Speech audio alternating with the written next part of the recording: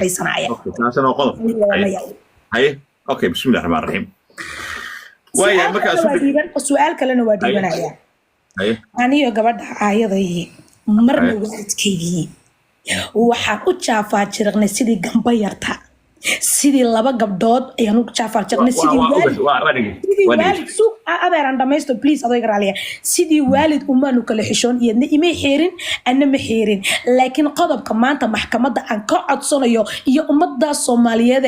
21,000 in aabahay barta ay soo fariisiso oo noo kala gar qaado waayo waxa ku jira meesha oo labadeedaba noo dhaxeeya iyadana qaba anigana waalidii ah oo maanta dhexdeedu dhibaato ka taagan tahay intay aabahay barta soo fariisiso turjumaan Soomaalidu bartay doonaan ka keensadaan halkaana noo kala gar qaado oo halkay guntu ka qurunsan tahay la taabsado iyaan rabaa bismillaahir rahmaanir rahiim marka dhageysta dacwadda iyo eedaynta ka timid asma ee ku saabsan inay kala fogeysay ayada iyo aabaheed Fayrus waa kuwiina wax dambiye sababtoo ah waxay isku kala fogeyn mar haday soo dhoofisay ay aabaheed u keentay ma imaan karta eedayn ku saabsan inay kala fogeysay aabaheed mar haduu caafimaad qabo oo yahay waalidkii dhalay isaga xaq waalidnimo loogu leeyahay gabadhiisa inuu xiriiriyo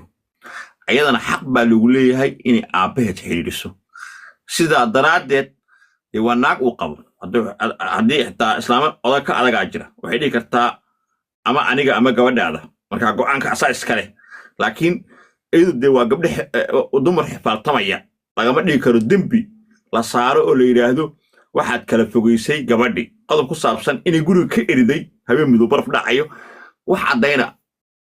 oo arrintaas muujinaysa maxkamaddii may horkeenin asma qodobka ku saabsan ciyaalka maxkamadda ka bixinaysa wax allaalay qarashka looyarka waxa xaq u leedahay inaad dawladda ku laabato oo dacwad ka qorato tiraado inay ilmahayga haysa ayaday kuma qanacsani sidaa darteed waxaan doonayaa in ilmahaygu ay qof kale ii hayso dawladda go'aan ka gaaraysa idin kama gaari karto iyadoo dawladda u keentay waxay ku tiri ilmahan hay waa qodobka labaad qodobka saddexaad ee ku saabsan inay sheer garayso oy aabbahaa tusto waxyaabaha xunxun ee adiga ama lagu wacaya ama sida adoo qaawan oo kale maxkamaddu waxay faraysaa Fayrus inaysan mar dambe sheer garin karin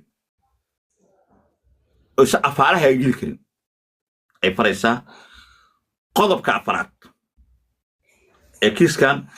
ee ku saabsan in aabbaha lagu soo fariisiyo ayada laguma jaaj garay karo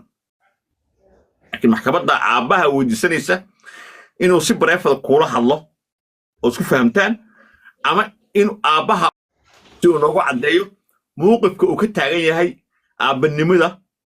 wuxuu rabaa inaad yidhaahdo gabadha waa dayriyey mana raba in la xiriiro wuxuu rabaa in arrintii la dhex galo wuxuu rabaa inuu garab siiyo qodobkaasina aabbaha ayaa laga doonayaa cid kuma jaaj garay karno ninka ku qaba keen alahaasha gabadha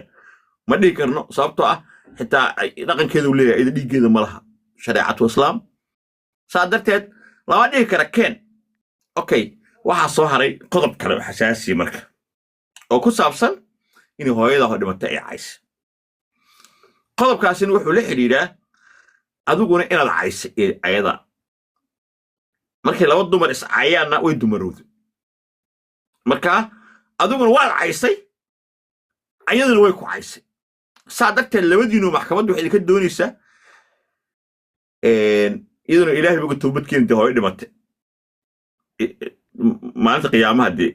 hooyada way dhimatay qofkaa hoose wey labadiinu maxkamaddu waxay faraysaa inaad islaali geysaan ood apologies ka siisaan adigana ayada waad caysay waad u fariisatay meediyaha ayadana meediya kuu soo fariisatay